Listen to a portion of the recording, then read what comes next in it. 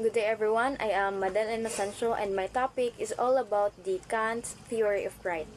According to Kant, the universal principle of right is that an action is right if it can coexist with everyone's freedom in accordance with a universal law, or if on its maxim the freedom of choice of each can coexist with everyone's freedom in accordance with a universal law. In other words, you exercise freely whatever rights you have on your property, but only in accordance with the universal law. Universal law means a maxim that can be the maxim of all. You can enjoy, you can dispose, use everything, you can enjoy its fruit, but only in such a way that you do not violate the rights of others. This exercise of right is bearing in mind the obligation to respect the right of others is tantamount to good faith or goodwill. So it means Immanuel Kant says here that the theory of right to explain how people can live together peacefully while respecting each other's freedom. Which is, iyahang pinaka-main idea, Jude, is that everyone has right, but this right must not interfere with the rights of others. Kant also state that the universal law is like, you are free to do what you want as long as your action do not harm or limit the freedoms of others. So, it means the rule that everyone can follow equally. Like fair ang tanan tawo. If your action cannot be applied to everyone without causing conflict, then it is not right. Like disturbing neighbors, yes, you can enjoy, use, or control what you own, but we must always respect the rights of other people. That is the Kant's theory of right. Next is the legally and morally right. It appears that in Kant, what is legal must be at the same time moral. An action is legally right if it is at the same time in accordance with universal law. That is, in accordance with the categorical imperative. In another context, what is legal is not necessarily moral. For instance, what is legal is limited to compliance with law, be it laws for a state or country.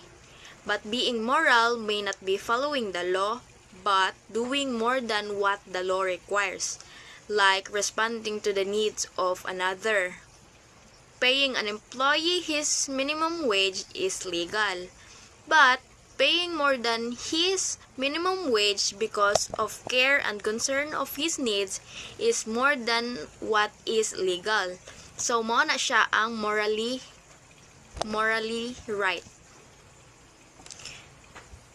So, that means that according to Immanuel Kant, actions can be judged in two ways, legally right and morally right. These two are related, but at the same time, they are not the same. Legally right is an action that is legally right. If it is follow the rules or law of the society, it focuses only on external behavior like what a person does. Kung unsa ang ginahimo sa tawo basta as long as it is legal, like dili siya mulapas sa rule. As long as a person that person obeys the law, the action is considered legal. Like katong example, paying an employee the minimum wage required by the law. It is legal because it follows the government rules. And the other hand, the morally right also is an action that is morally right. if it is done based on good intentions and respect for others. It follows the categorical imperative, which means doing what is right because it is right. Kanang ning sunod ra kas rule ba tungod kay maoy sakto. And it goes beyond just following the rules or the law. Like for example, paying an employee more than their minimum wage because they care about their needs in life. That is morally right. So Kant suggests that ideally what is legal should be moral because both should follow the universal law, a rule that respects everyone's freedom. And in overall, being legally right means obeying the law, while being morally right means doing what is truly good and fair. Kant teaches that a good person does not only follow the rule or the law, but also acts with goodwill and respect for others. That's all. So good morning everyone. I will be discussing the Kant's deontological ethics. So next, introduction. Immanuel Kant developed deontological ethics, a moral theory that focuses on doing what is right based on duties and rules, not on the results of actions. It emphasizes that morality comes from the reason and following ethical principles. So Immanuel Kant's idea of deontological ethics is basically about doing the right thing because it is your duty, not because of what you'll get out of it. He believed that being moral isn't about results or rewards, but about following the rules that are logically and ethically right. So for example, matabang ka sa laing tao, not because you want something in return, but simply because kabalo ka nga it is the right thing to do. Next is the key idea of deontological ethics. Deontological ethics is based on duty, obligation, and moral laws. An action is considered right if it is done out of sense of duty. Even if the outcome is not good, what matters most is the intention behind the action. So the key idea of deontological ethics, the main idea here is that intentions matter more than outcomes. Even if things don't turn out well, an action is still considered moral if you did it out of duty and with good intentions. It is about having the right mindset when you act, like telling the truth to your teacher, even it might get you into trouble.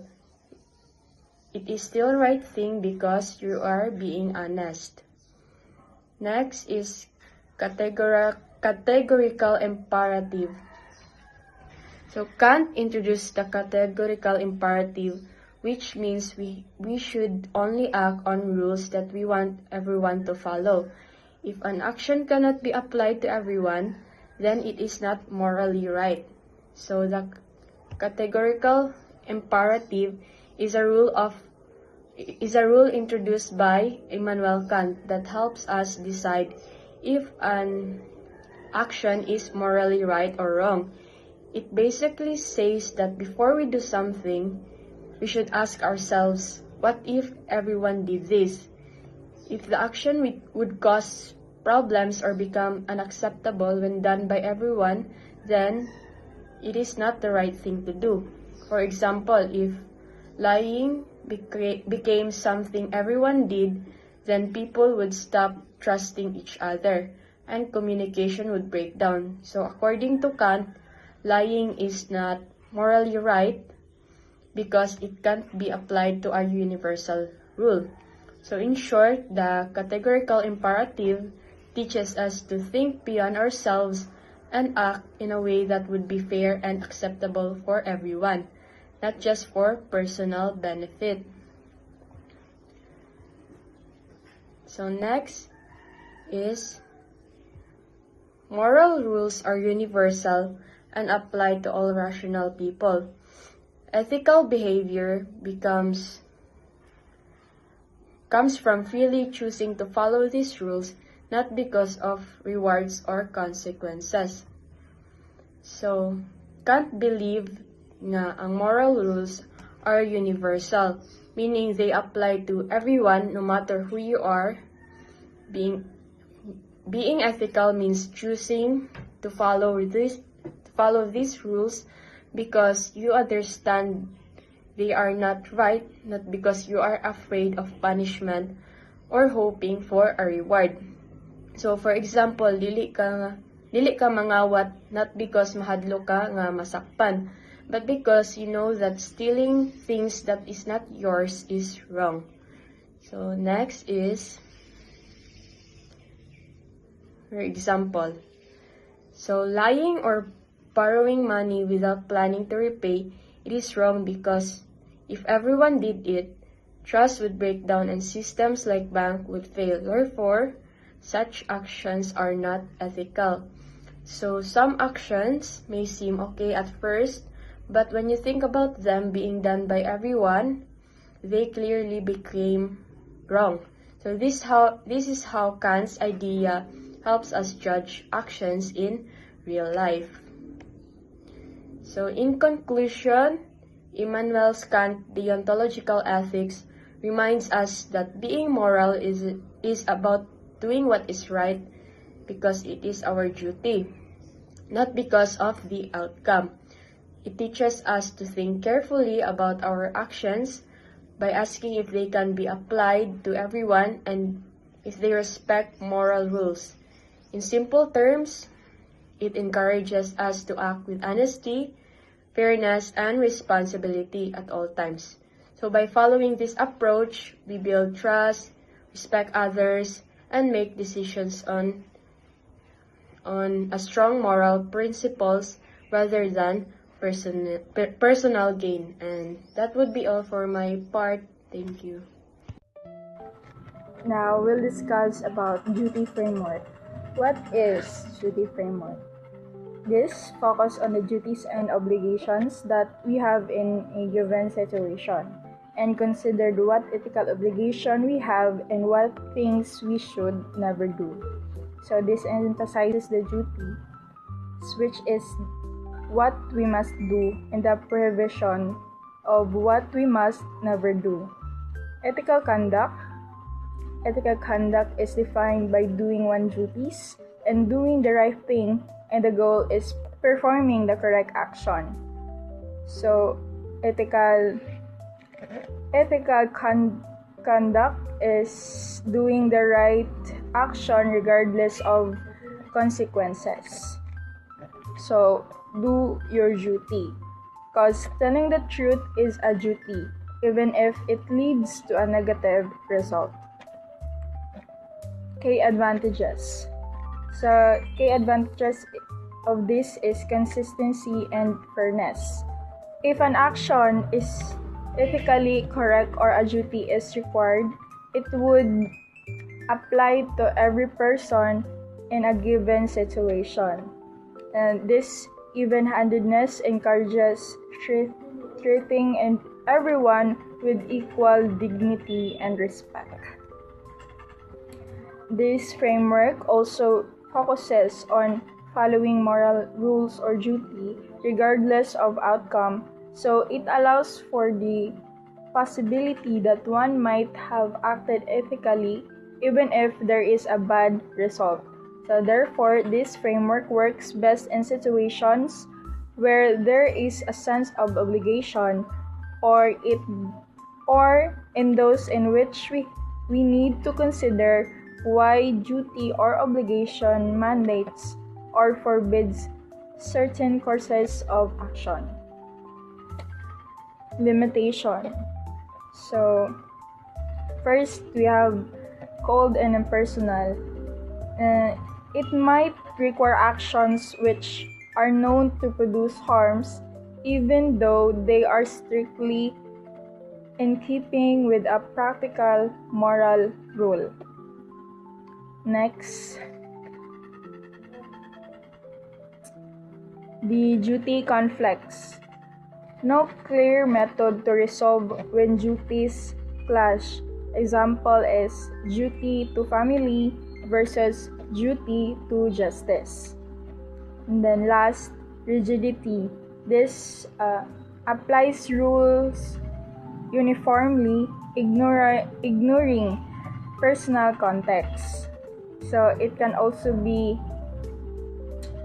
the notion of duty to everyone regardless of personal situation. Then takeaways. Strength is this is universal and principled, outcome resilient. Then this is not inflexible in conflicts or harm producing scenarios. Then this is best used paired with other frameworks like consequentialism for balanced decision. And that's all. Thank you. Good evening, everyone. So today I will discuss to you the goodwill and the categorical imperfective of What is goodwill? So, goodwill means doing the right thing because it is morally right and not because you will gain something from it.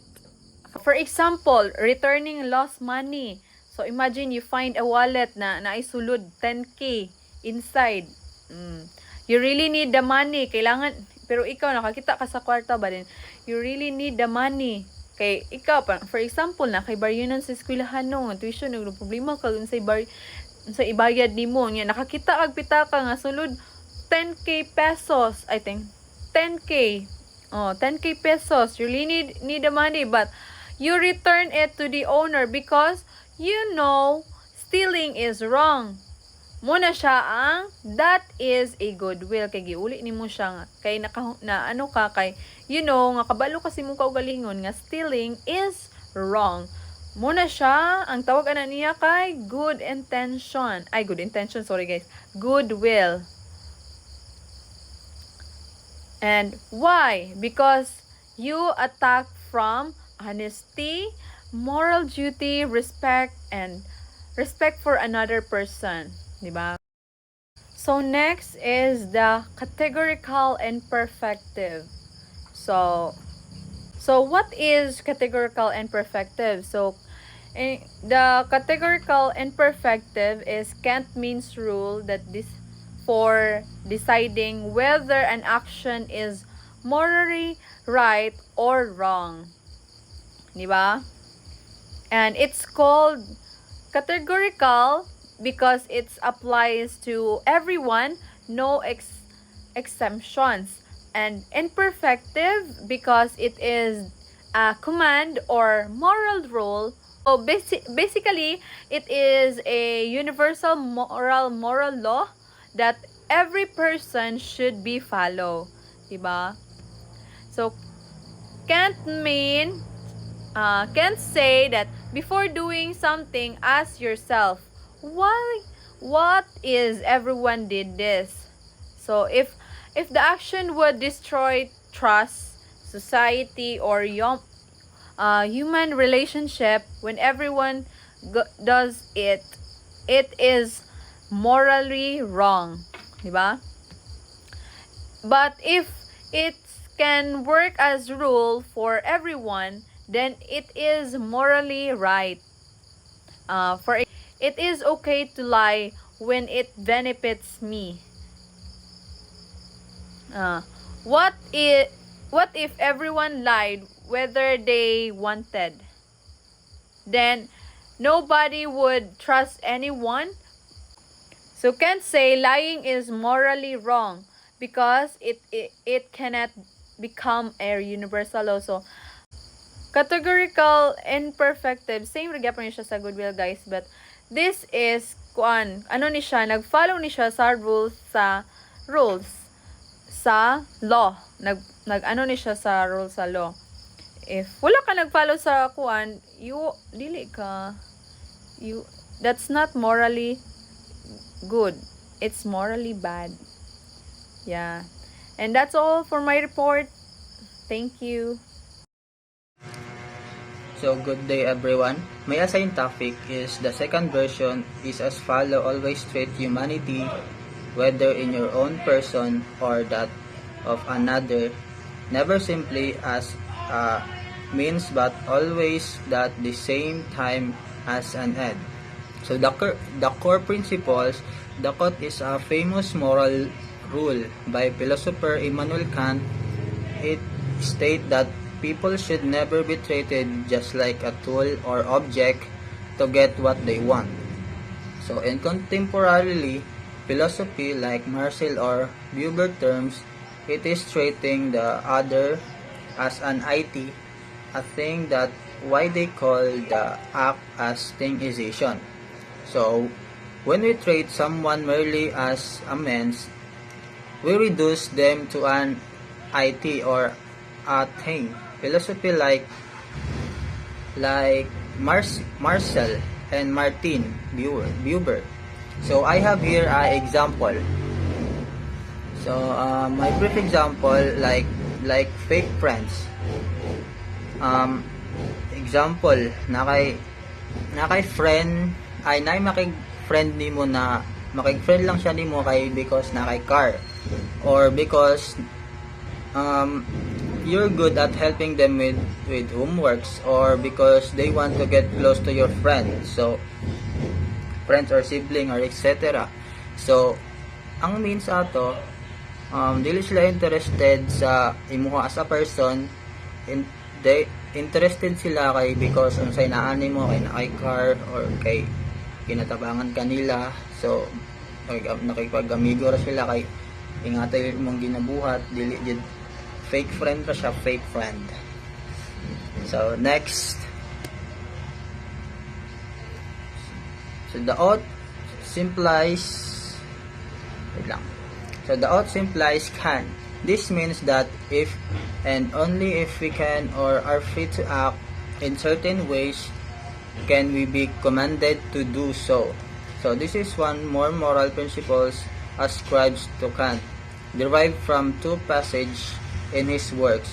One is straight as follows: for if the moral law commands that we ought to be better human beings, no, it's insecably follows that we must be capable of being better human beings. So ang example po na kani ought implies can means that you can only have a moral duty to do something if it's actually possible for you to do it. So the logic ang ought kay you should or must do it. Ang can, you are able to do it. Excuse me. So ang example ni example scenario A, saving a drowning person. Scenario A, you are standing by the pool. You know how to swim and you are easily reach the person. So ang result, so you ought to save them because you can do it. So it is your moral duty. Okay, kabalo mo lang so imo yung responsibilidad na tabangan siya. Kabalo mo lang this is easy ra bod nimo na makuha siya sa pool kay nalumos man siya. So ang scenario B, example po di ka kabalo mo lang nay nalumos tapos di ka kabalo mo lang so nya weak pa jud kay ka para mabira siya sa pool. So ang result, you are not obliged to jump in because you cannot do it. So lisod pod mo ambak pa ka na di makakabalo mo lang so duha mo malumos, di ba? So morality does not demand the impossible. You cannot blame for not doing what you are incapable of doing. So that's all for my report. Thank you.